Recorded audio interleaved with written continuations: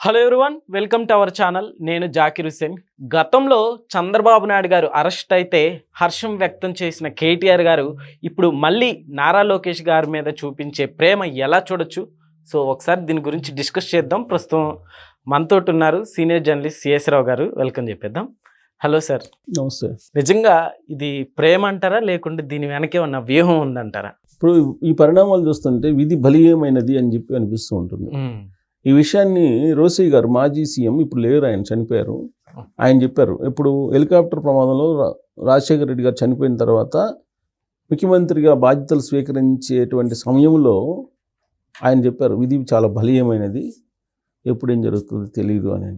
అలాగే ఇప్పుడు కేటీఆర్ గారు మాట్లాడినటువంటి మాటలకు కనుక దాన్ని అన్వయింపజేస్తే చంద్రబాబు నాయుడు గారు నిరాధారమైన ఆరోపణలతో జైలుకి వెళ్లాల్సి వచ్చింది. జైలుకి పంపించింది ఎవరు? జగన్మోహన్ రెడ్డి గారు. జగన్మోహన్ రెడ్డి గారు ఎవరు? అత్యంత సన్నిహితుడు కల్వకుంట్ల ఫ్యామిలీకి. ఆ టైంలో కేటీఆర్ గారు ఏమన్నారు? బ్రో మంచి సినిమా చూపించామని చెప్పి ట్వీట్ చేశారు. ఎవరు? చంద్రబాబు నాయుడు గారిని నంద్యాల నుంచి రోడ్డు మార్గాన్ని తీసుకొస్తూ ఉంటే ఆయన కోర్టులో కూర్చొని ఉంటే ఆయన్ని జైల్లో పెడితే ఆ మొత్తం ఎపిసోడ్ బ్రహ్మాండమైన షోగా కనిపించింది. ఎవరికి? కేటీఆర్ గారికి. అవును, అదే ట్వీట్ చేశారు. ఆ సమయంలో లోకేష్ గారు అనేక సందర్భాల్లో ఈయనకు ఫోన్ చేశారు అనేటువంటి న్యూస్ కూడా వచ్చింది. కానీ ఈయన లిఫ్ట్ చేయలేదు. ఎవరు? కేటీఆర్ గారు అనేది కూడా వచ్చింది. సరే, ఆ తర్వాత ఆయన ఢిల్లీ వెళ్ళారు. సరే, ఢిల్లీలో ఆయన తన వాయిస్ వినిపించారు, సుప్రీంకోర్టుకి వెళ్ళారు, అవన్నీ తెలిసినాయి అందరికీ. అలాంటి లోకేష్ గారి దగ్గరికి ఇప్పుడు కేటీఆర్ గారు ఎందుకు రావాల్సి వస్తుంది? నేను లోకేష్ గారిని కలిస్తే తప్పేంటి, తమ్ముళ్ళు అంటాడు, నా తమ్ముడిని కలిస్తే తప్పేంటి అని మాట్లాడుతున్నారు. అంటే వితిన్ 1 yearలో ప్రేమ ఎంత పెరిగిపోయిందో లోకేష్ మీద కేటీఆర్ గారికి ఆయన మాటల్లోనే అర్థమవుతుంది. మరి ఎందుకు పెరిగింది ఇలా ప్రేమ? ఊరికనే పెరగదు. కల్వకుంట్ల ఫ్యామిలీలో ఉండేటువంటి మెంబర్స్కి ఊరికనే ప్రేమ పెరగదు. ఆ ప్రేమ పెరగడం వెనక చాలా బలమైనటువంటి కారణం ఉంటుంది అని చెప్పి వాళ్ళ గురించి తెలిసినటువంటి వాళ్ళు, ఉద్యమకారులు కొంతమంది చెప్తూ ఉంటారు ప్రైవేట్ సంభాషణలో. ఓకే, అయితే కేటీఆర్ గారికి లోకేష్ గారికి గతం నుంచి ఎప్పటి నుంచో ఫ్రెండ్షిప్ ఉంది అని కూడా కొన్ని వార్తలు ఉన్నాయి సార్. నిజమే. ఎప్పటి నుంచో ఫ్రెండ్షిప్ ఉంటే మరి బ్రో మంచి సినిమా చూపించావని చెప్పి అన్నారుగా. ఒక ఫ్రెండ్ తండ్రి జైలుకి వెళ్తే మంచి సినిమాలాగా కనిపించింది కదా నీకు, మంచి షోలాగా కనిపించింది కదా, అది ఫ్రెండ్షిప్ అంటారా? ఫ్రెండ్షిప్ కాదు. ఇప్పుడు ఏంటంటే జూబ్లీ హిల్స్ ఉప ఎన్నికలు వస్తున్నాయి. జూబ్లీ హిల్స్ ఉప ఎన్నికలు వస్తున్నాయి కాబట్టి ఇక్కడ తెలుగుదేశం పార్టీకి ఒక బలమైనటువంటి ఓట్ బ్యాంకు ఉంది.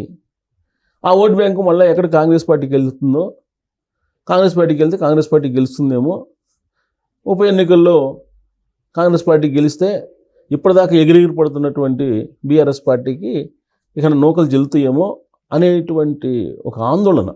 ఓకే, రాజకీయాల్లో ఎప్పుడు పరిస్థితులు ఎలా మారుతాయో చెప్పడం కష్టం.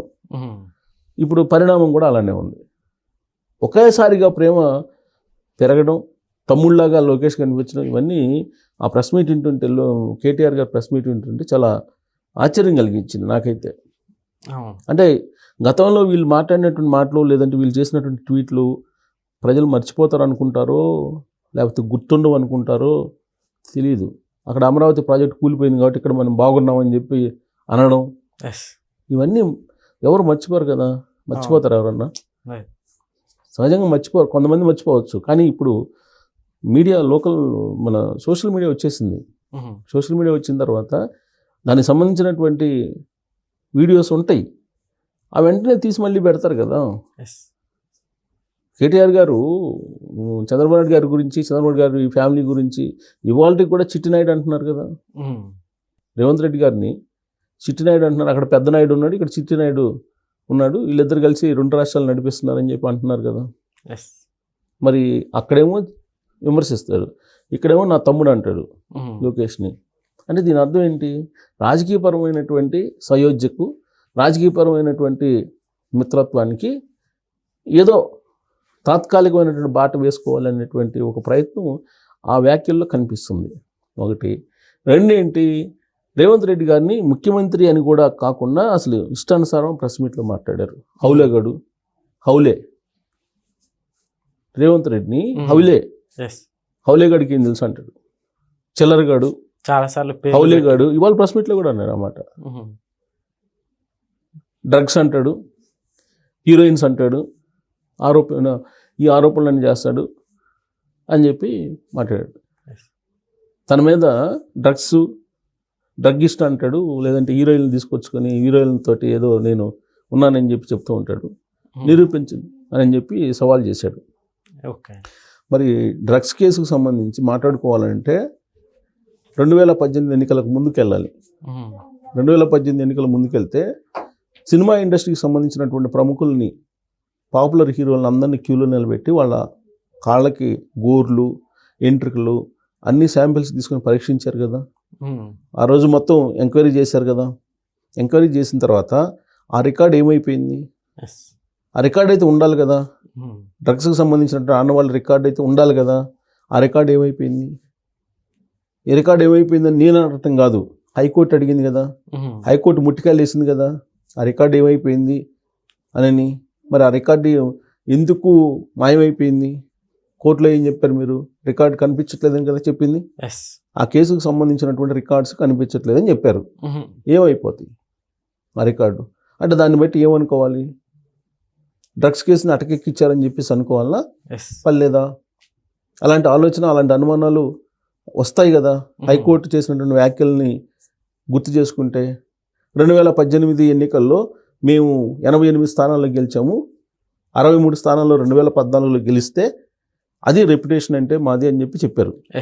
2018 అసెంబ్లీ ఎన్నికల్లో ఆ రోజున ఎన్నికల కమిషనర్గా ఉన్నటువంటి ఐఏఎస్ ఆఫీసరు క్షమాపణ చెప్పాడు. 5 లక్షల దొంగ ఓట్లు ఉన్నందుకు నన్ను క్షమించండి అని చెప్పి తెలంగాణ సంబంధించి క్షమాపణ చెప్పాడు మీడియా ముఖంగా. మరి ఆ రోజు ఎలక్షన్ ఎలా జరిగింది అనే దానికి అంతకన్నా నిదర్శనం ఏముంది? 88 కాదు, ఆ విధంగా చేసుకుంటే 100 వస్తాయి. అదే కదా కాంగ్రెస్ పార్టీ వాళ్ళు చెప్తుంది. ఇప్పుడు కాంగ్రెస్ పార్టీ వాళ్ళు కూడా అదే గుర్తు చేస్తున్నారు. ఆ రోజున ఏం జరిగింది అనేది గుర్తు చేస్తూ మాట్లాడుతున్నారు. ఆ రోజున ఎలక్షన్ కమిషన్ క్షమాపణ చెప్పారు కదా దొంగ ఓట్లు ఉన్నాయని. మరి 2023 ఎన్నికల్లో మరి ఎందుకు ఓడిపోయారు అని అంటే ఆయన చెప్పే రీజన్ ఏంటంటే ఖమ్మంలో ఉండేటువంటి రాజకీయ ఈక్వేషన్లు, విభిన్నమైనటువంటి రాజకీయ ఈక్వేషన్స్ ఉన్నాయి, అందుకు మేము ఓడిపోవాల్సి వచ్చింది, లేదంటే ఓడిపోయిన వాళ్ళం కాదు అని చెప్పేసి ఆయన చెప్తూ ఉన్నారు. ఓకే, చెబుతూ రేవంత్ రెడ్డి ఒక ఫాల్తుగాడు, హౌలేగాడు, పిచ్చి ఆసుపత్రిలో చేర్పించాలి, మెంటల్ పిచ్చి వచ్చేస్తుంది అతనికి, అసలు పిచ్చోడు అని చెప్పి చెబుతూ పిచ్చి ఆసుపత్రిలో చేర్పించాలని చెప్పి ఆయన ప్రెస్ మీట్లో చెప్పారు. ఒక ముఖ్యమంత్రిని ఆ విధంగా ఎవరైనా మాట్లాడతారా? తెలంగాణకి బ్రాండ్ అని చెప్పుకుంటారు కదా వీళ్ళు.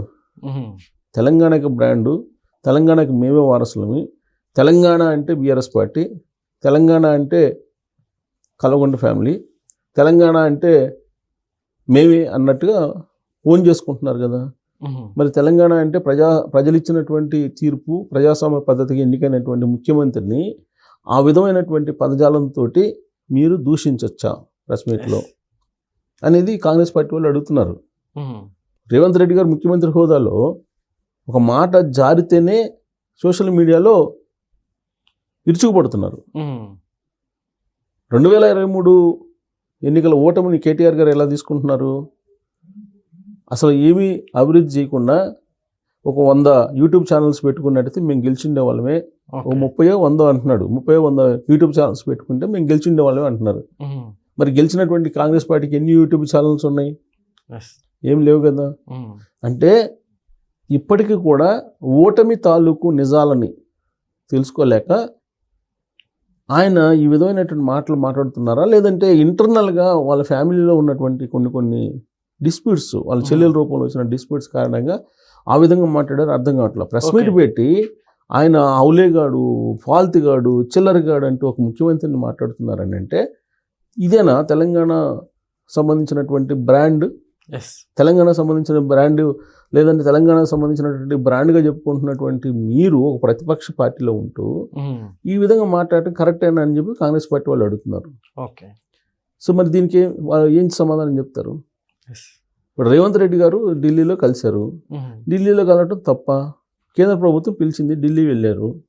ఢిల్లీలో చీకట్లో అమిత్ షా కాళ్ళు పట్టుకున్నాడు, నరేంద్ర మోడీ కాళ్ళు పట్టుకున్నాడు అని చెప్పి మాట్లాడతారు ఆయన.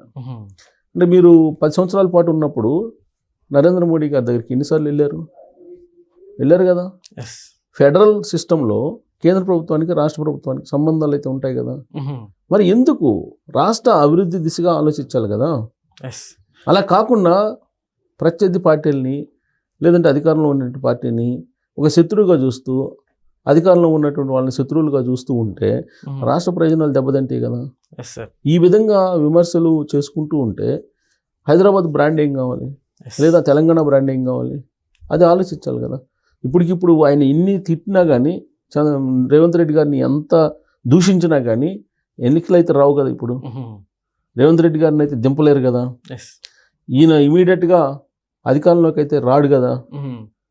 ఇప్పుడు వాళ్ళు చేసిన దానికి ఇప్పుడు రివీల్ చేసుకోవాలి. 2014 నుంచి 2019 వరకు తెలుగుదేశం పార్టీని లేకుండా చేశారు, ఎమ్మెల్యేలు తీసుకొని 18 దాకా. 2018 నుంచి 2023 దాకా కాంగ్రెస్ పార్టీని లేకుండా చేయాలని కాంగ్రెస్ పార్టీ ఎమ్మెల్యేలు తీసుకున్నారు.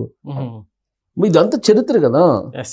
ఈ చరిత్రను మర్చిపోయి ఫాల్తుగాడు హౌలాగాడు అని చెప్పి ముఖ్యమంత్రిని తిట్లదండకంతోటి ప్రెస్ మీట్ పెడితే అది కరెక్టేనా అనేది కాంగ్రెస్ పార్టీ వాళ్ళు ప్రశ్నిస్తున్నారు. ప్లస్ తెలంగాణలో రాజకీయం గురించి కూడా ఆలోచిస్తున్నారు అందరూ, అసలు ఏం జరుగుతుంది. సో లోకేష్ గారు ఇప్పుడు తమ్ముళ్ళగా కనపడటం, ప్రేమగా కనపడటం అనేది కేవలం జూబ్లీహిల్స్ ఉప ఎన్నికలను దృష్టిలో పెట్టుకొని ఆ విధంగా కనపడుతుంది. రాబోయేటువంటి రోజుల్లో కలిస్తే తప్పేంది అన్నారు కాబట్టి ఇప్పుడు ప్రెస్ మీట్లో కలవలేదు, కలిస్తే తప్పేంటి, రేతురు పోయి కలవాల్సిన అవసరం లేదు, పగలే కలుస్తానన్నాడు. సో కలవడానికి సిద్ధపడ్డాడు ఆయన. త్వరలోనే లోకేష్ గారిని కలవడానికి కేటీఆర్ గారు సిద్ధమయ్యారనేది ఆయన ప్రెస్ మీట్లోనే అఫీషియల్గా ఇండైరెక్ట్ సంకేతాలు ఇచ్చినట్టు మనం భావించాలి. Okay sir, thank you.